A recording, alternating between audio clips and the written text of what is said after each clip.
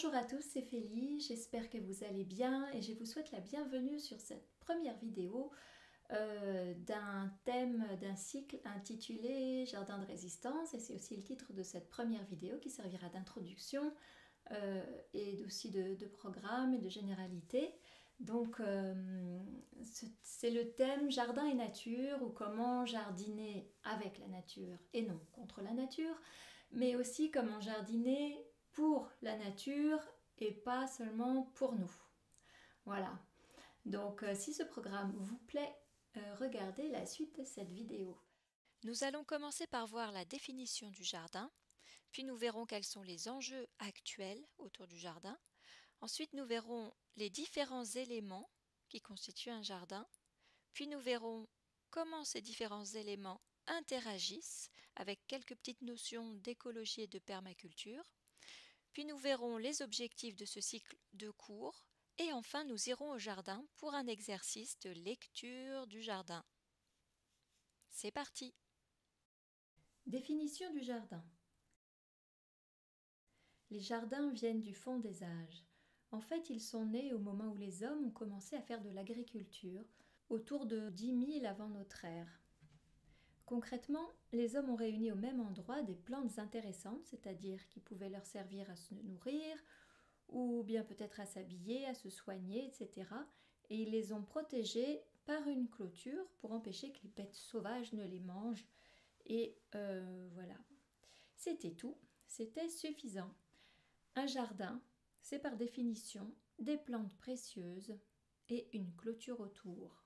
Enfin, des plantes, c'est peut-être autre, ça peut être aussi autre chose que des plantes, mais basiquement, des plantes précieuses et une clôture autour. Alors ensuite, tout ce qui est précieux peut changer de définition au fil des âges et selon les gens, et la clôture aussi peut prendre plein de formes.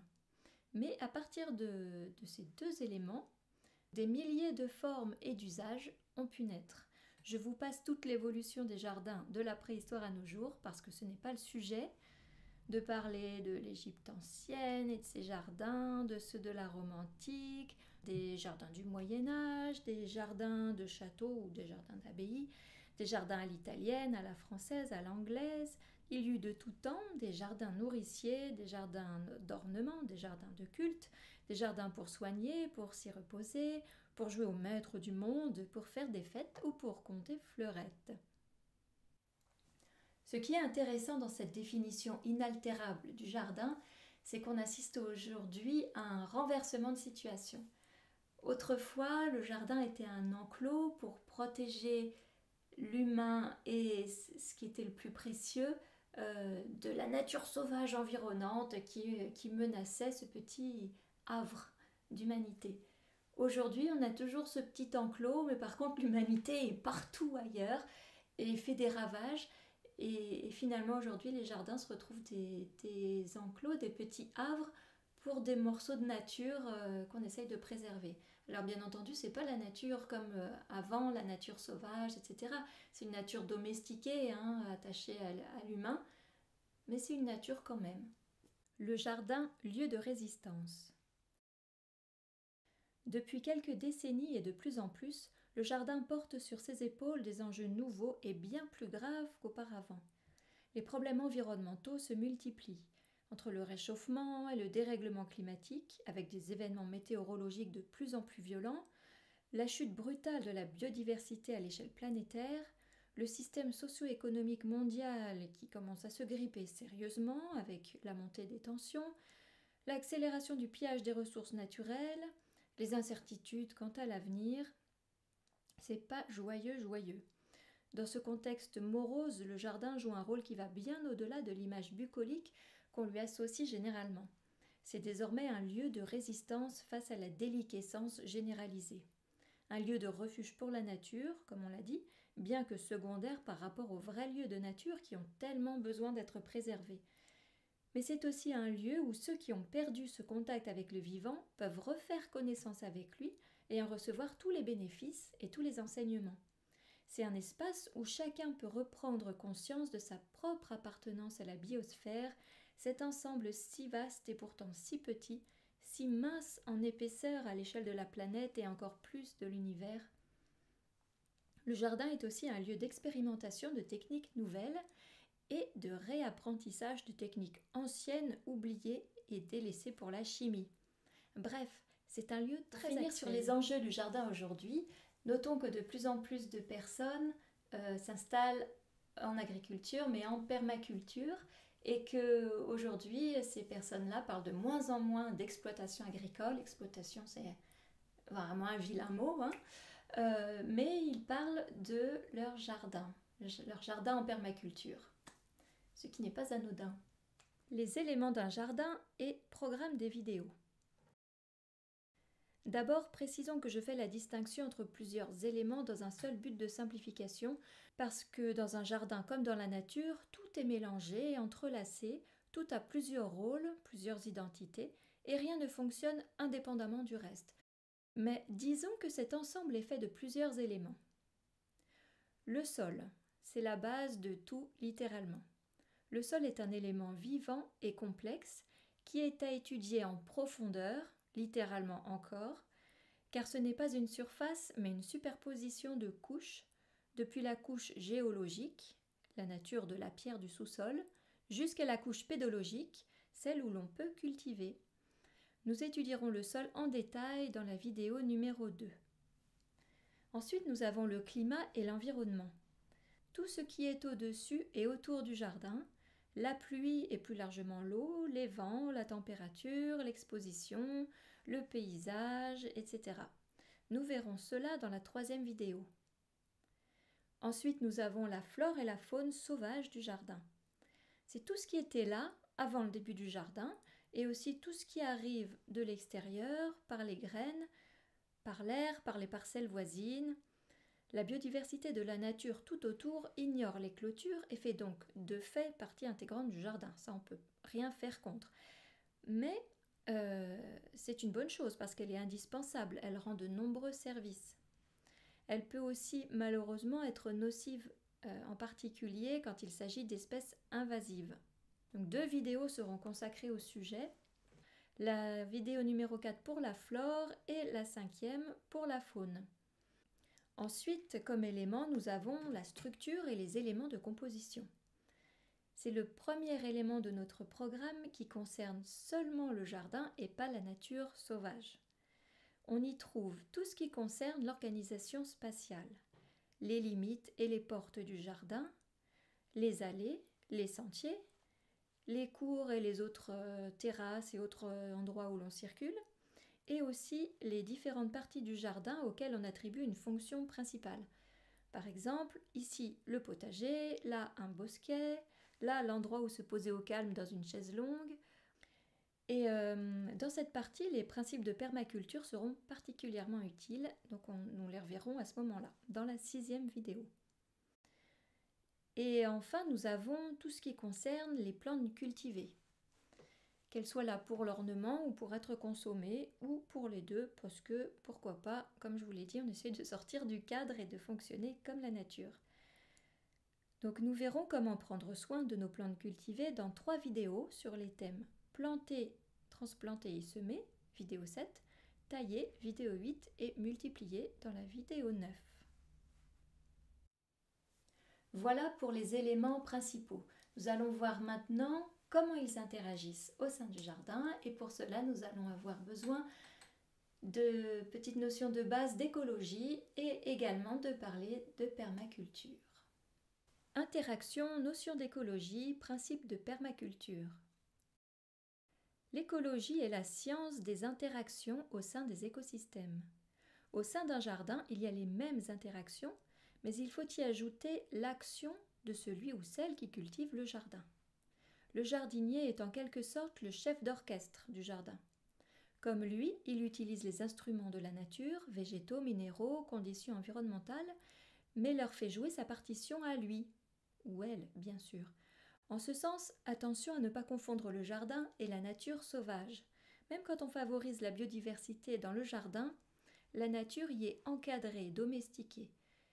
Il ne faut pas espérer avoir une réserve naturelle dans son jardin. C'est une réserve de nature domestiquée. Mais de toute façon, les animaux et les plantes n'auront pas le même comportement et la même vie que si l'homme n'était pas là. Alors voyons quelques exemples d'interactions. Imaginons, à l'automne, les feuilles de l'arbre tombent à son pied. Les bactéries, champignons et la microfaune du sol les consomment et les transforment. Cette matière transformée nourrit l'arbre de nouveau, ainsi que toutes les plantes qui poussent à son pied. Donc tout ça, ça se croise, ça se recroise, et c'est un échange gagnant-gagnant. Autre exemple, la pluie qui tombe sur les plantes et qui les abreuve parce qu'elles ont besoin d'eau. Les plantes, elles, grâce à l'eau, poussent bien et font de bonnes racines qui s'enfoncent dans le sol et qui empêchent l'érosion. Donc les plantes ont besoin de l'eau et du sol. Le sol, pour se maintenir, a besoin des plantes et aussi de l'eau pour vivre. L'eau n'a besoin de rien, mais on doit bien la recueillir quelque part et c'est le rôle des plantes et du sol. On comprend bien que dans ces interactions, s'il manque un élément, ça peut fonctionner beaucoup moins bien. Si nous avons le sol, l'eau et pas les plantes qui tiennent, rapidement l'eau ravine le sol qui s'en va en suivant la pente et bientôt il n'y a plus de sol. Le rocher est nu, autrement dit. Donc dans un écosystème, plus les interactions sont nombreuses, plus l'écosystème est solide et résilient, c'est-à-dire capable de se réparer. J'ai pris des exemples simples, mais la réalité est infiniment plus complexe. On comprend bien aussi que pour jardiner efficacement, il vaut mieux connaître les interactions au sein du jardin. Ça fait gagner beaucoup de temps et ça évite des erreurs car aller contre la nature est très fatigant pour peu de résultats. La permaculture, elle, s'est inspirée du fonctionnement de la nature pour élaborer un mode de gestion du jardin et bien au-delà de ça, puisque c'est une façon de penser le monde selon notamment une éthique en 3 parties, qui est prendre soin de la terre, prendre soin de l'humain et partager équitablement. Donc ces 3 principes peuvent marcher aussi bien dans le commerce, pour évidemment l'agriculture ou pour le jardin particulier, et puis dans toutes les autres choses qui concernent le vivant.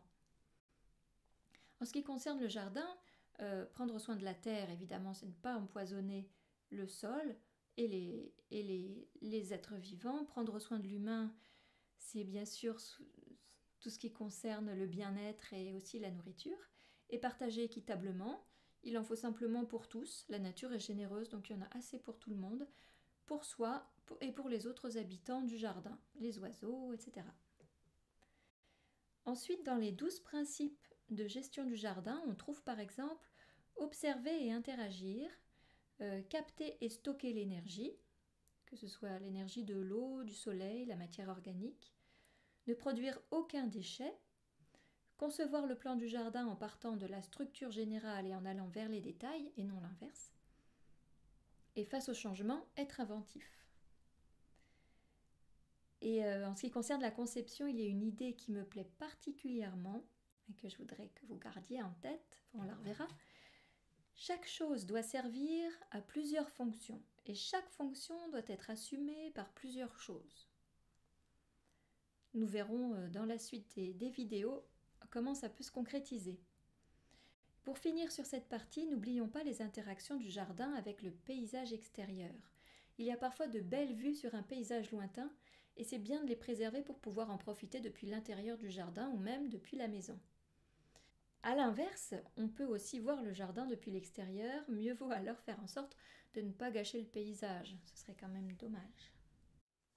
En plus des interactions qui font du jardin un système très complexe, il faut savoir que la nature invente en permanence et que donc la surprise, qu'elle soit bonne ou mauvaise, fait partie du quotidien dans le jardin. Donc la surprise est prévisible, il faut s'attendre à être surpris. Donc ça ne servirait à rien que je vous montre, que je vous apprenne des recettes toutes faites. Il y en aurait des milliers, ce serait fastidieux, vous seriez obligé d'apprendre par cœur. Non, ça servirait à rien. Par contre, j'aimerais vous faire comprendre quelles sont les dynamiques en jeu et les relations de cause à effet dans le jardin pour savoir par exemple quand on veut arriver à un effet, comment y arriver, et puis aussi comprendre lorsqu'on fait quelque chose, tous les effets que ça va pouvoir avoir. Voilà, ce qui permettra de créer le jardin de nos rêves tout en laissant la place à une certaine improvisation de la nature pour pouvoir profiter de son spectacle toujours renouvelé. Parce que c'est bien aussi que tout ne soit pas extrêmement contrôlé, qu'on puisse jouir de bonnes surprises. Garder les bonnes surprises. Objectif. Comprendre au lieu d'apprendre par cœur, c'est la clé de l'adaptabilité et de la créativité, comme on l'a vu un peu plus tôt dans la vidéo. Deuxième objectif, vous rendre autonome. Que même si vous vous posez une question qui n'a pas été exactement abordée en cours, vous puissiez déduire la réponse ou au moins savoir comment la trouver. Troisième objectif, développer votre sens de l'observation et de l'analyse, parce que c'est comme ça qu'on apprend et qu'on continue toujours à se perfectionner. Quatrième objectif, vous donner le pouvoir d'agir pour l'environnement, que ce soit au sein de votre jardin ou ailleurs. Et c'est d'ailleurs le thème et la motivation générale de ce cours, créer des jardins qui soient des lieux de résistance. Enfin, cinquième objectif, et le plus important, c'est de vous rendre heureux en jardinant et en ayant cette nature autour de vous. Voilà, on en a terminé aujourd'hui avec la partie théorique. Tout ce qu'on a vu dans cette vidéo nous permet de savoir quoi regarder dans un jardin pour l'analyser, pour le comprendre. Et c'est ce qu'on va faire maintenant. Je vous emmène quelques minutes dans mon jardin, tout neuf, tout jeune encore, pour qu'on puisse s'entraîner, on va dire. Je vais vous montrer ce qu'il faut regarder quand on arrive dans un lieu, que ce soit un jardin déjà bien fait ou alors un terrain futur jardin. C'est parti, on va au jardin. Alors voilà ce qu'il faut regarder quand on arrive dans un jardin ou un futur jardin. L'environnement. Donc on fait un tour, on regarde d'où vient le vent. Là c'est le nord. Je commence par le nord, on voit qu'il y a un relief. Il y a un très fort vent du nord de plus en plus. À l'est, nous avons la mer, encore une grande ouverture et souvent du vent aussi maritime. On regarde quels arbres font de l'ombre aussi, on regarde tout ça. Nous sommes à une altitude de 300 mètres, c'est aussi important. On voit le soleil et là nous avons la maison qui fait aussi beaucoup d'ombre lorsque le soleil passe autour. Donc ça aussi, ça détermine des zones plus ou moins fraîches. Et voilà pour ce qui est de l'environnement pour l'instant. Donc ça c'est très très rapide, vous prendrez plus de temps chez vous. Le sol qui peut être amélioré bien sûr, mais pour l'instant ici nous avons différents sols dans le jardin. Alors là, qui donne vers l'est, on voit que c'est extrêmement caillouteux. Il y a quand même quelques plantes qui arrivent à pousser, mais vraiment très très peu. Il y a du caillou. Et sous le caillou, il y a encore du caillou en fait. Voilà pour une de ces petites parties. On va dans une autre partie du jardin, là qui est un petit peu plus basse, sous la maison. Là on voit qu'il y a beaucoup plus d'air déjà, donc on peut supposer qu'il y a un peu plus de sol, on va dire, et un peu moins de cailloux. C'est le cas. Alors c'est quelque chose qui n'a pas encore été cultivé. J'ai encore jamais cultivé cet endroit-là. Jamais arrosé. Il est très sec, il est donc encore plein de cailloux quand même. On va voir, je vais attraper une plante. On va voir comment ça réagit. Une herbe. Donc on voit, elle se casse en fait. On n'arrive pas à la défaire. Les racines sont très serrées dans le sol qui est très compact. Donc c'est un sol... en fait ça a l'air très vert, mais en dessous c'est finalement pas très couvert encore. Ça va se faire petit à petit. Hein. Au début il était complètement nu. Mais on voit que là c'est vraiment de la poussière. Hein. C'est de la poudre. Il y a un peu de sable. Tout ça. Là je suis dans une partie que j'ai cultivée cette année. Donc j'ai fait juste un sillon très mince et j'ai enlevé les cailloux qui étaient trop gros. Et on voit que là ça s'arrache beaucoup plus facilement. C'est beaucoup plus meuble déjà. Bon, il reste toujours des petits cailloux. Mais on voit que la structure de la terre elle est déjà plus confortable à travailler. C'est plus frais aussi à la main, vous ne pouvez pas le savoir, mais et ça n'a pas été arrosé là depuis plusieurs mois, et pourtant la terre reste souple. Donc là je vais prendre une plante vivante et c'est pareil, elle s'arrache très bien. Donc c'est un sol qui est quand même léger, hein, une fois qu'on l'a travaillé, que les premières plantes l'ont décompacté, qu'on a enlevé les cailloux, c'est quand même un sol facile à travailler, on va dire. Alors ça, c'est un endroit où j'ai mis du compost de mauvaises herbes. En fait, j'ai fait mon tas de mauvaises herbes pendant plus d'un an. Avant d'y mettre des petits framboisiers qu'on aperçoit juste en haut, que je viens juste de planter. Et donc là, on a une terre avec beaucoup de matière organique. Elle est très fraîche. Bon, là, on ne le verra pas, mais c'est dans ces endroits-là qu'il y a des vers de terre. Elle est très fraîche et on voit plein de petits bouts de végétaux qui sont en train de se décomposer doucement, mangés par les bestioles. Et on verra un peu plus tard, mais il y a une ortie, un pied d'ortie qui a poussé spontanément à cet endroit-là. Et l'ortie, c'est une plante qui est indicatrice des sols avec beaucoup de matière organique, donc riche en matière organique. Voilà, tout ça, c'est différentes sortes de sols dans ce même petit jardin dont on a fait le tour. Donc on voit que ça peut être très différent selon ce qu'on y fait ou selon ce qu'on n'y fait pas. Allez, les petits framboisiers, ils vont aller très bien. Ensuite, nous avons la flore et la faune sauvage. Alors là, on retourne dans les cailloux et on voit par exemple qu'il y a des mauves qui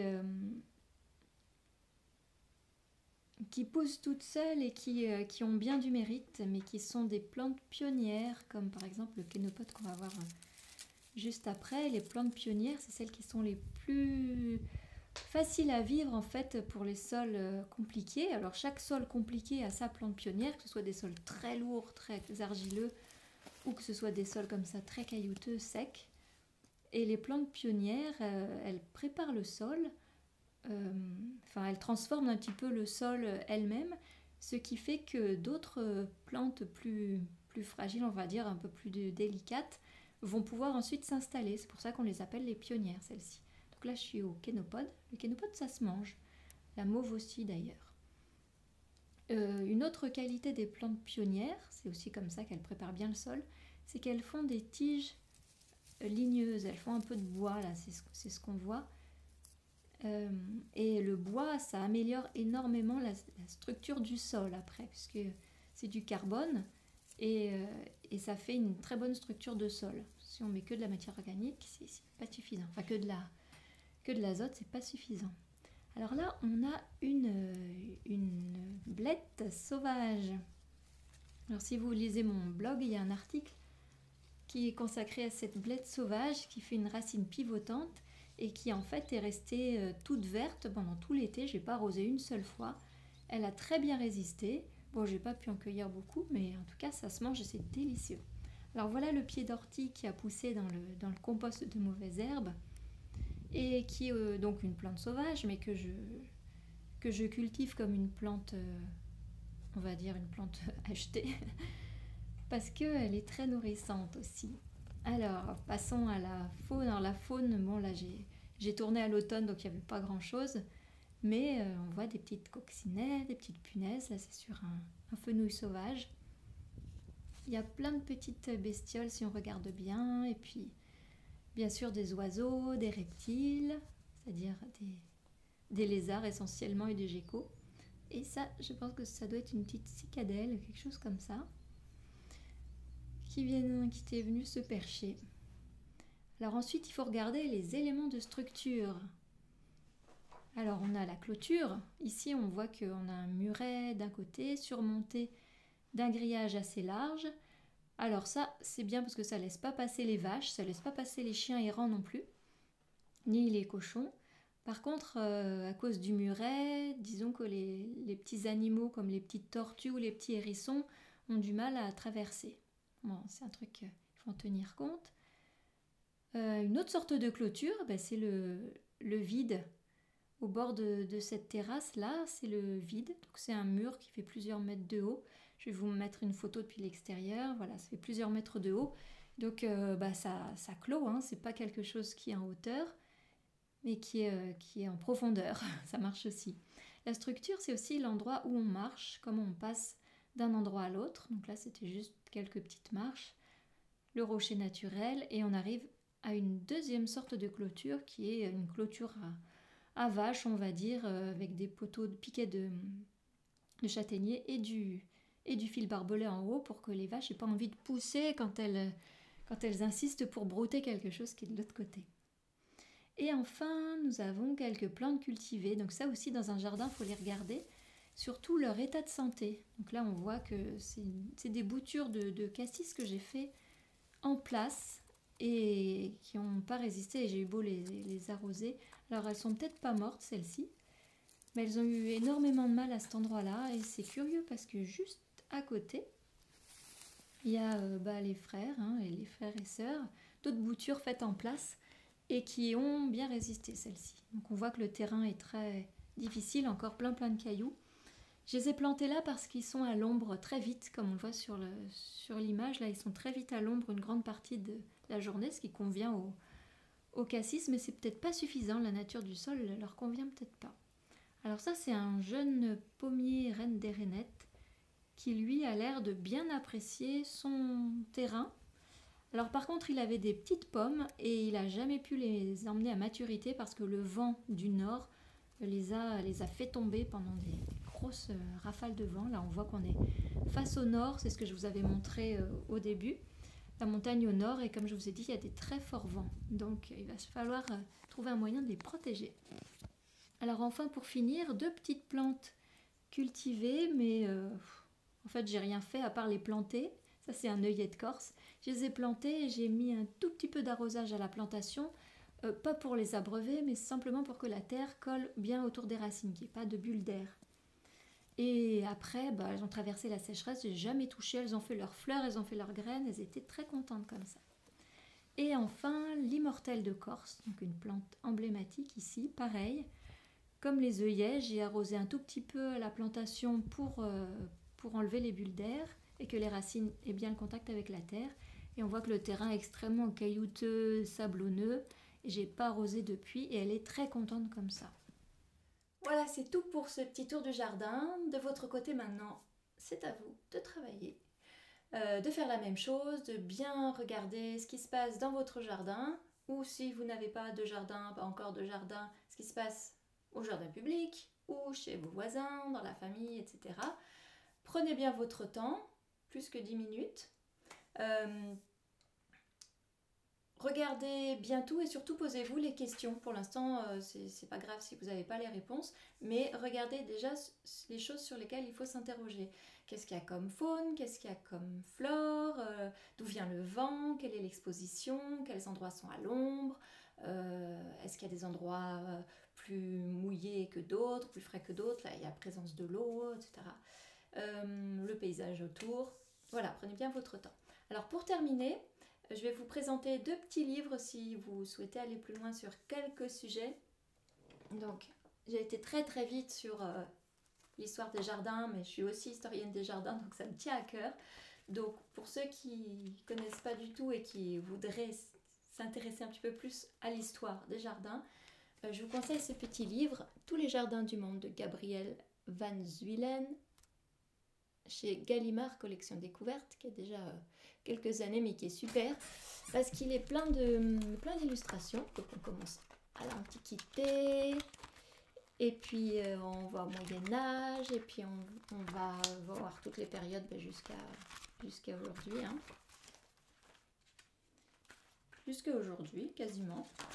Et c'est super bien illustré, c'est chouette. Et puis ça vous montre que vous vous intéressiez à l'histoire ou pas. De toute façon, c'est un élargissement d'horizon qui est très utile pour connaître le jardin, pour se donner de l'inspiration, pour voir tout ce qu'il est possible de faire. Voilà, donc ça c'est un petit bouquin que j'aime bien. Le deuxième, très différent, c'est l'encyclopédie des plantes bio-indicatrices alimentaires et médicinales. C'est un guide de diagnostic des sols de Gérard Ducerf. C'est en 2 volumes. Donc là, je vous montre que le volume 1. Le deuxième volume est quelque part. C'est aux éditions Promo Nature. Et c'est un livre qui permet de reconnaître la nature d'un sol sans creuser un trou, juste en regardant quelle plante pousse dessus.